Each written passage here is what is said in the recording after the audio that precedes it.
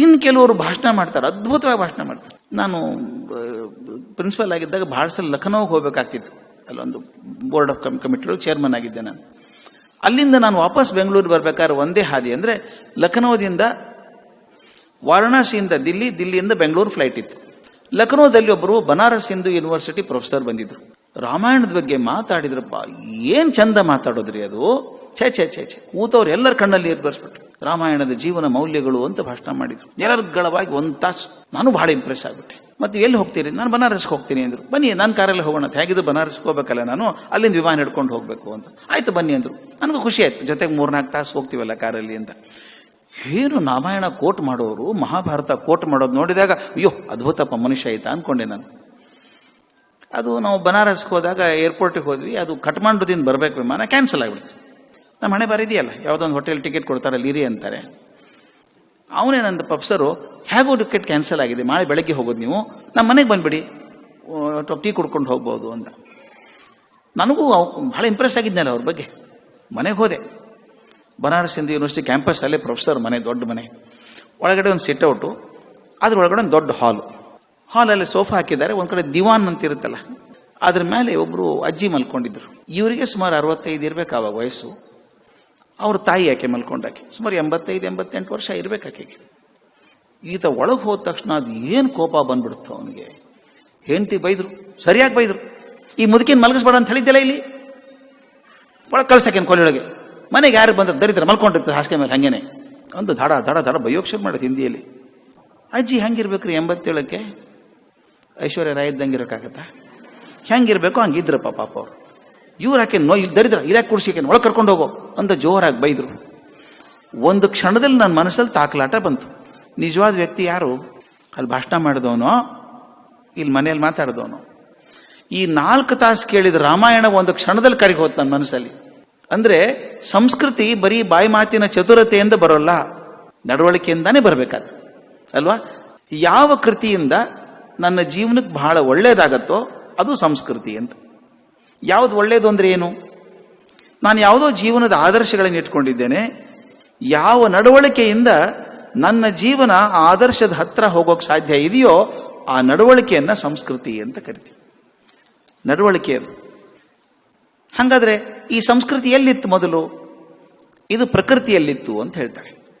ಮನುಷ್ಯ ಬಂದದ್ದು ಪ್ರಕೃತಿಯಿಂದ ಮೇಲೆದ್ದಾಗ ಸಂಸ್ಕೃತಿ ಬರ್ತದೆ ಅಂತ. ಒಂದು ಕಲ್ಲು ಬಂಡೆ ಬಿದ್ದಿದೆ, ಅಲ್ಲಿ ಎಷ್ಟೋ ಶತಮಾನಗಳಿಂದ ಬಿದ್ದಿದೆ. ಗುಡ್ಡ ನೋಡಿದೀವಿ, ಊರು ತುಂಬ ಗುಡ್ಡ ಇಲ್ಲಿ ಹೊರಗಡೆ. ಒಂದ್ಸಲ ಯಾರೋ ಬರ್ತಾನೆ, ಶಿಲ್ಪಿ ಬರ್ತಾನೆ, ಮಹಾಜ್ಞಾನ ಇದೆ ಶಿಲ್ಪಶಾಸ್ತ್ರದ ಬಗ್ಗೆ ಅವನಿಗೆ. ನೋಡ್ತಾನೆ, ಒಂದು ದೊಡ್ಡ ಕಲ್ಲು ಬಿದ್ದಿದೆ, ಏನ್ ದೊಡ್ಡದು, ಮೊನೋಲಿಥಿಕ್ ಸ್ಟೋನ್ ಇದು ದೊಡ್ಡದಿದೆ, ಒಂದು ವಿಗ್ರಹ ಮಾಡಬಹುದು ಅಂತಾನೆ. ಅವನಿಗೆ ಶಿಲ್ಪಕಲೆ ಬರುತ್ತೆ, ಪರಿಶ್ರಮ ಹಾಕೋಕ್ಕೂ ರೆಡಿ ಇದ್ದಾನು. 2 ವರ್ಷ ಕೂತ್ಕೊಂಡು ಪ್ರಯತ್ನ ಮಾಡ್ತಾನೆ, ಅದ್ಭುತವಾದಂಥ ಒಂದು ಶಿಲ್ಪ ಆಗಿ ನಿಂತ್ಕೊಳ್ಳುತ್ತೆ. ಅದನ್ನು ನಾವು ಸಂಸ್ಕೃತಿ ಅಂತ ಕರಿತೀವಿ. ಕಲ್ಲು ಪ್ರಕೃತಿ, ಶಿಲ್ಪ ಸಂಸ್ಕೃತಿ. ಚಂದ ನೋಡಿ, ಅದು ಕಾಡು ಪ್ರಕೃತಿ, ತೋಟ ಸಂಸ್ಕೃತಿ. ಒಂದು ತಮಾಷೆ ಮಾಡಿ ಹೇಳ್ತಾರೆ, ಅದು ಇಂಗ್ಲಿಷ್ ಕತೆ ಬಹಳ ಚೆನ್ನಾಗಿದೆ. ಒಬ್ಬ ಮನುಷ್ಯ ಪಾದ್ರಿ ಹೋಗ್ತಾ ಇದ್ದಂತೆ ರಸ್ತೆಯಲ್ಲಿ, ಸುಸ್ತಾಗಿತ್ತು ಪ್ರಯಾಸದಲ್ಲಿ. ಒಂದು ಯಾವುದೋ ತೋಟ ಕಾಣಿಸ್ತು, ಒಳಗಡೆ ಹೋದ.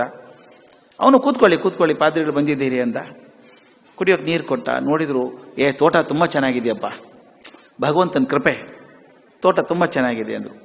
ಅವನ ಪಾಪ ತೋಟಗಾರ, ಹೌದು ಸ್ವಾಮಿ ಭಗವಂತನ ಕೃಪೆ ಚೆನ್ನಾಗಿದೆ.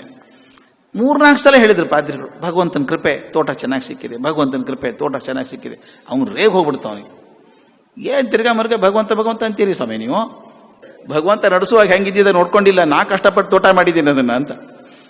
ಅಂದ್ರೆ ಕಾಡು ಇರೋದು ಪ್ರಕೃತಿಯದು, ಆದ್ರೆ ಅದನ್ನು ಪರಿಶ್ರಮ ಪಟ್ಟು ಒಂದು ಜ್ಞಾನದಿಂದ ಅದನ್ನು ಶಿಸ್ತಲ್ಲಿ ತಂದಾಗ ಅದೊಂದು ಸಂಸ್ಕೃತಿ ಆಗ್ತದೆ. ಅಕ್ಕಿ ಪ್ರಕೃತಿ, ಅನ್ನ ಸಂಸ್ಕೃತಿ, ಹತ್ತಿ ಪ್ರಕೃತಿ, ಬಟ್ಟೆ ಸಂಸ್ಕೃತಿ. ಎಲ್ಲರಿಗೂ ಗಂಟ್ಲಿದೆ, ಅದು ಪ್ರಕೃತಿ. ಅದರ ಸಂಗೀತ ಸಂಸ್ಕೃತಿ. ಎಲ್ಲರಿಗೂ ಕಾಲಿದೆ, ಅದು ಪ್ರಕೃತಿ. ನೃತ್ಯ ಸಂಸ್ಕೃತಿ. ನೋಡಿ ಎಷ್ಟು ಚೆನ್ನಾಗಿದೆ. ಪ್ರಕೃತಿ ತನ್ನಷ್ಟಕ್ಕೆ ತಾನೇ ಸಂಸ್ಕೃತಿ ಆಗೋದಿಲ್ಲ. ಯಾವುದೋ ಒಂದು ಜ್ಞಾನದಿಂದ, ವಿವೇಕದಿಂದ, ಪರಿಶ್ರಮದಿಂದ ಪ್ರಕೃತಿಯ ಮೇಲೆ ಕೆಲಸ ಮಾಡಿದಾಗ ಅದು ಸಂಸ್ಕೃತಿ ಆಗ್ತದೆ ಅಂತ. ಅದನ್ನ ಮನುಷ್ಯಗೆ ಹೋಲಿಸ್ಬಿಡಿ. ಆಗ ತಾನೇ ಹುಟ್ಟಿದಂತಹ ಮಗು ಇದೆಯಲ್ಲ, ಅದು ಪ್ರಕೃತಿ. ಅವಳೋದ್ ಬಿಟ್ಟು ಏನೂ ಬರಲ್ಲ ಅದು ಪಾಪ. ಆದ್ರೆ ಮುಂದೆ ಅಮ್ಮ ಅಪ್ಪನ ಕಡೆಯಿಂದ ಪಡ್ಕೊಳ್ಳುತ್ತದೆ, ಪರಿವಾರದವರಿಂದ ಪಡ್ಕೊಳ್ತದೆ, ನಂತರ ಶಾಲೆ, ಕಾಲೇಜು, ಯೂನಿವರ್ಸಿಟಿ, ಸಮಾಜ ಎಲ್ಲಾ ಕಡೆಯಿಂದ ಪಡ್ಕೊಂಡು 30 ವರ್ಷ ಆಗೋತಿ ಸುಸಂಸ್ಕೃತ ವ್ಯಕ್ತಿ ಅಂತ ಆಗ್ತದೆ. ಪ್ರಕೃತಿಯಾಗಿದ್ದಂಥ ಮಗು ಸುಸಂಸ್ಕೃತ ವ್ಯಕ್ತಿ ಆಗಬೇಕಾದ್ರೆ ಯಾವ್ಯಾವ ಸಂಸ್ಕಾರಗಳಾಗಬೇಕೋ ಆ ಸಂಸ್ಕಾರ ಅಂದರೆ ಶಿಕ್ಷಣ. ಮುಖ್ಯ ಆಗಿ ಶಿಕ್ಷಣ ಅಂದರೆ ಸರ್ಟಿಫಿಕೇಟ್ ಅಲ್ಲ, ಡಿಗ್ರಿ ಅಲ್ಲ. ಒಂದು ಹುಳು ಆಗಿದ್ದಂಥದ್ದು, ಪ್ರಕೃತಿ ಆಗಿದ್ದಂಥ ಮಗು ಸುಸಂಸ್ಕೃತವಾಗಿ ಬೆಳೀತದೋ ಆ ಸಂಸ್ಕಾರಗಳಿಗೆ ನಾವು ಶಿಕ್ಷಣ ಅಂತ ಕರೆಯೋದು. ಶಿಕ್ಷೆ ಆಗಬಾರದು, ಶಿಕ್ಷಣ ಅದು. ನೀವು ಕಾಡಲ್ಲಿ ಹೋದ ಅನುಭವ ಇದ್ದರೆ ನಿಮ್ಗೆ ಗೊತ್ತಿರುತ್ತೆ. ದಟ್ಟವಾದ ಕಾಡು, ಒಳಗಡೆ ಹೋದರೆ ಒಂಥರದ ವಾಸನೆ ಬರುತ್ತೆ. ನೋಡಿದ್ದೀರಾ? ಕಾಡಲ್ಲಿ ಹೋದವ್ರು ಗೊತ್ತಿರುತ್ತೆ. ಒಳಗಡೆ ಹೋದರೆ ಒಂಥರ ವಾಸನೆ ಬರುತ್ತೆ. ಎಷ್ಟು ಸ್ವಚ್ಛ ವಾಸನೆ, ಹಗರಾಗತ್ತೆ ಎದೆಯಲ್ಲ. ಅದು ಯಾವುದೋ ಒಂಥರದ ವಾಸನೆ, ಏನೇನೋ ಸೇರ್ಕೊಂಡಿದೆ. ವಾಸನೆ ಬಂದದ್ದು ಎದರಿಂದ? ನೆನೆದ ಮಣ್ಣಿಂದ ಬಂದಿರಬೇಕು, ಕೊಳೆತ ಎಲೆಯಿಂದ ಬಂದಿರಬೇಕು, ನೆನೆದ ಕಾಂಡದಿಂದ ಬಂದಿರಬೇಕು, ಬೀಸು ಗಾಳಿಯಿಂದ ಬಂದಿರಬೇಕು. ಎಲ್ಲವೂ ಸೇರಿ ಒಂದು ವಿಚಿತ್ರ ವಾಸನೆ ಬಂದಿದೆ. ಅದು ಸ್ವಲ್ಪ ಕಷ್ಟ ಅಂದರೆ ಬಿಟ್ಟು ಬಿಡೋಣ. ಮನೆಯಲ್ಲಿ ಸಾಂಬಾರು ಆಗ್ತಿರುವಾಗ ವಾಸನೆ ಎದುರ್ದು, ನೀರಿಂದೋ, ಬೇಳೆದೋ, ಹಾಕಿದಂಥ ಮಸಾಲೆ ಪುಡಿದೋ, ಖಾರ ಪುಡಿದೋ, ಉಪ್ಪಿಂದೋ, ಕರಿಬೇವು ಸೊಪ್ಪಿಂದೋ, ಹಾಕಿದ ಹೋಳಿಂದಾನೋ, ತುಪ್ಪ ಹಾಕಿದ್ರೆ ಅದಕ್ಕೆ ಯಾವ್ದು ವಾಸನೆ ಎದರಿಂದ ಬಂದದ್ದು? ಯಾವ ಒಂದರಿಂದ ಬಂದದ್ದಲ್ಲ, ಅದು ಎಲ್ಲವೂ ಸೇರಿ ಎಷ್ಟು ಚೆನ್ನಾಗಿದೆ ನೋಡಿ. ಯಾವ್ದಾದ್ರು ಹಾಕಿದಿರೋ ಅದ್ರದ್ದೊಂದು ಚೂರು ವಾಸನೆ ಬಂದಿರುತ್ತೆ. ಕಡು ವಾಸನೆ ಯಾವುದೂ ಇರಲ್ಲ, ಎಲ್ಲವೂ ಸೇರ್ಕೊಂಡು ಒಂಥರದ ವಾಸನೆ ಬಂದಿದೆ. ಈ ಸಂಸ್ಕೃತಿ ಅಂದ್ರೆ ಹಾಗೆ ಅಂತ ನಮ್ಮ ಗುಂಡಪ್ಪನವ್ರು ಬಹಳ ಚಂದ ಹೇಳೋರು. ಸಾಂಬಾರ್ ಇದ್ದಂಗೆ ಅಂತ. ಅದರೊಳಗೆ ಸಾಹಿತ್ಯ ಸೇರ್ಕೋಬೇಕು, ಕಲೆ ಸೇರ್ಕೋಬೇಕು, ವಿಚಾರ ಸೇರ್ಕೋಬೇಕು, ಸಂಸ್ಕೃತಿ ನಮ್ಮ ಪರಂಪರೆ ಸೇರ್ಕೋಬೇಕು, ಪುರಾಣಗಳು ಸೇರ್ಕೋಬೇಕು, ಶ್ರುತಿ ಸ್ಮೃತಿ ಪುರಾಣಗಳು ಎಲ್ಲವೂ ಸೇರ್ಕೊಂಡು ಗೊತ್ತಿಲ್ಲದ ಹಾಗೆ ಒಂದು ವಿಶೇಷ ವಸ್ತು ಸೃಷ್ಟಿಯಾಗತ್ತೆ. ಅದು ಸಂಸ್ಕೃತಿ ಅಂತ. ನಾವು ಯಾಕೆ ದೇವಸ್ಥಾನ ಕಟ್ಟಿಸ್ತೀವಿ, ಯಾಕೆ ಗುಡಿಗೆ ಹೋಗಬೇಕು ಅಂತೀವಿ, ಮನೆಯಲ್ಲಿ ಪೂಜೆ ಮಾಡುವಂತ ಯಾಕೆ ಅಂತೀವಿ? ಇದು ಸಂಸ್ಕೃತಿಯ ಒಂದು ಭಾಗ ಅಂತ ನಾವು ಮರಿಬಾರ್ದು, ಖಂಡಿತ ಮರಿಬಾರ್ದು. ತಾವು ನೋಡಿರ್ಬೇಕು, ದೇವಸ್ಥಾನಕ್ಕೆ ಹೋಗ್ತೀವಿ ನಾವು, ಅದು ಪೂಜೆಗೆ ಕೊಟ್ಟಿರ್ತೀವಿ, ಮಾತಾಡ್ತಾ ಇರ್ತಾರೆ ಎಲ್ಲರೂ. ಮಂಗಳಾರತಿ ಬರುತ್ತೆ ನೋಡಿ, ನಾನು ಗೋಣಿದ್ದೀರಾ? ಎಲ್ಲರೂ ಓಡ್ ಹೋಗ್ತಾರೆ ಅವಾಗ. ಮಂಗಳಾರತಿ ಮಂಗಳಾರತಿ ಮಂಗಳಾರತಿ, ಬನ್ನಿ ಬನ್ನಿ ಬನ್ನಿ. ತಮಾಷೆ ನೋಡಿ, ಎಷ್ಟು ಚೆನ್ನಾಗಿದೆ ಇದು, ಬಹಳ ಬ್ಯೂಟಿಫುಲ್ ಇದು. ಓಡಿ ಹೋಗಿ ನಿಂತ್ಕೊಳ್ಳೋದು, ಕಣ್ಮುಚ್ಚಿ ಮಾಡ್ಕೊಳ್ಳೋದು. ಒಂದು ನಿಮಿಷ ಮಂಗಳಾರತಿ ಮಾಡ್ಬೇಕು. ಈಗಿನ ದೇವಸ್ಥಾನಗಳು ಬೇರೆ ಬೇರೆ ಆಗಿದ್ದಾವೆ. ಮೊದಲಿನ ಗರ್ಭಗುಡಿಗಳಲ್ಲಿದ್ರು ರಕ್ಷಣೆ ಆಗಿತ್ತು ಅಂದ್ರೆ ಶಿಲ್ಪಶಾಸ್ತ್ರದ ಪ್ರಕಾರ ದೇವಸ್ಥಾನದ ಗರ್ಭಗುಡಿ ಒಳಗೆ ದೀಪ ಇರಬಾರ್ದು ಅಂತಿತ್ತು. ಅದು ಮಂಗಳಾರತಿ ಮಾಡಿದಾಗ ಅವ್ನು ಹೇಗೆ ಮಾಡ್ತಾರೆ ನೋಡಿದಿರಲ್ಲ, ಮುಖದಿಂದ ತಂದು ಕೆಳಗೆ ಪಾದ ತನಕ ತಗೊಂಡು ಹಿಂಗೆ ಮೇಲೆ 3-4 ಸಲ.